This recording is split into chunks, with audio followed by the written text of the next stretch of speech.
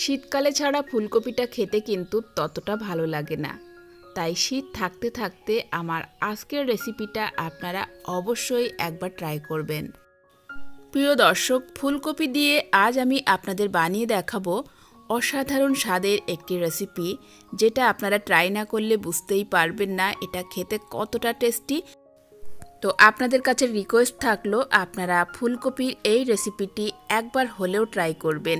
ফুলকপি দিয়ে তো আপনারা অনেক রকম রেসিপি ট্রাই করেছেন, তো একবার এই রেসিপিটা ট্রাই করবেন এবং আমাকে কমেন্টস করে জানাবেন।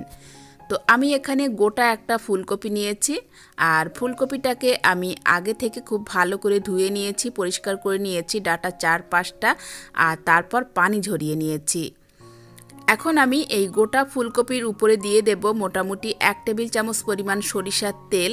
তেলটা দিয়ে এখন পুরো ফুলকপিটাকে মানে ফুলের অংশটাকে আমি খুব ভালো করে তেলটাকে মাখিয়ে নেব। তো এখানে আমি ফুলকপিটাতে খুব ভালো করে তেলটা মাখিয়ে নিয়েছি, আর এখন এই গোটা ফুলকপিটাকে আমি গ্যাসে হালকা একটু ঝলসিয়ে নেব। আর এই কাজটা আপনারা একটু সাবধানে করে নেবেন যাতে হাত পুড়ে না যায়। আমি এখানে যে পদ্ধতিতে ফুলকপিটাকে ঝলসিয়ে নিলাম, আপনারাও এই সেম পদ্ধতি অবলম্বন করবেন, দেখবেন খুব সহজেই আপনারা এই কাজটা করে নিতে পারবেন।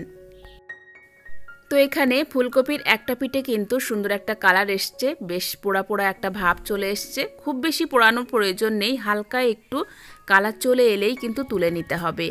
আর এই যে হালকা একটা স্মোক ফ্লেভার, যেটা এই রান্নার একটা বিশেষত্ব এনে দেবে। তো আপনারা রেসিপিটা ট্রাই করে দেখবেন, আপনাদের সবার খুব ভালো লাগবে। তো এখানে ফুলকপিটাকে আমি মোটামুটি 4 থেকে 5 মিনিটের মতো ঝলসিয়ে নিলাম, আর এখন আমি গ্যাসটাকে অফ করে দেব। এবার আমি এটাকে খুব ভালো করে একটু ঠান্ডা করে নেব।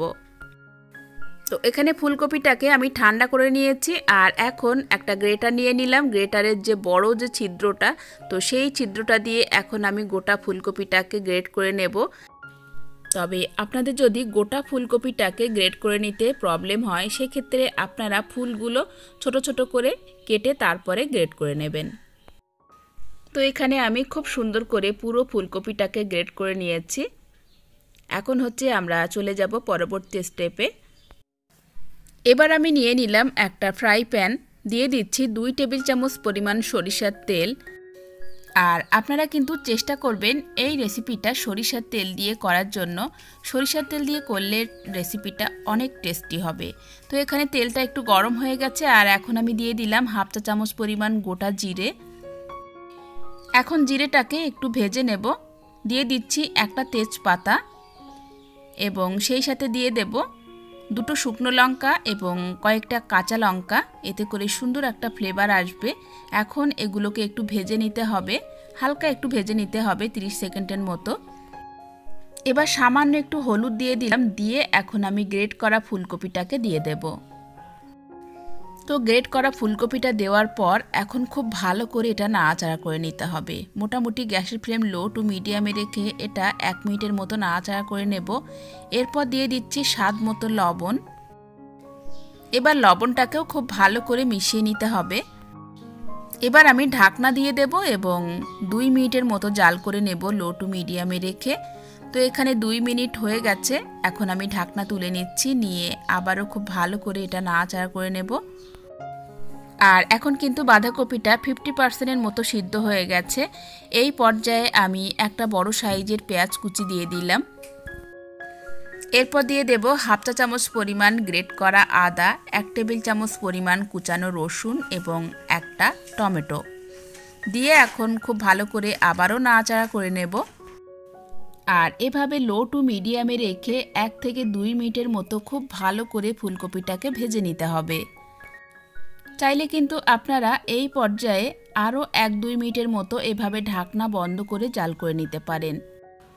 এখন কিন্তু ফুলকপিটা 80%-এর মতো সিদ্ধ হয়ে গেছে। এই পর্যায়ে দিয়ে দেব 1/2 চা চামচ পরিমাণ রেড চিলি পাউডার এবং সামান্য একটু জিরা পাউডার, এবং 1/2 চা চামচ পরিমাণ দিয়ে দেব আমচুর পাউডার। দিয়ে এখন খুব ভালো করে এটা মিশিয়ে নিতে হবে 1 মিনিটের মতো। মিশিয়ে নেওয়ার পর এখন আমি সামান্য একটু পানি দিয়ে দেব, যাতে করে ফুলকপিটা আরও একটু মাখো মাখো হয়। তো এখানে মোটামুটি হাফ কাপ পরিমাণ পানি অ্যাড করে দিলাম আমি। পানিটা দেওয়ার পর আবারও খুব ভালো করে একটু নাড়াচাড়া করে নেব এবং ঢাকনা বন্ধ করে লো টু মিডিয়ামে রেখে 1 মিনিটের মতো জাল করে নেব।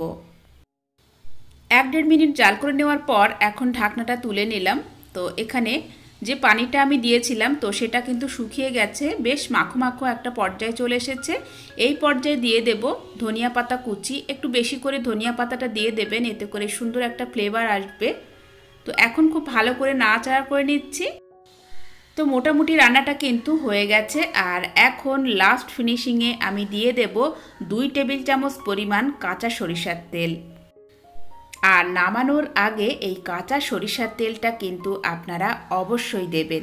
আপনারা ভাবতেই পারবেন না কি পরিমাণে টেস্টি হবে খেতে এই ফুলকপির রেসিপিটা। তো এখন কিন্তু এটা হয়ে গেছে, এখন নামিয়ে নেব।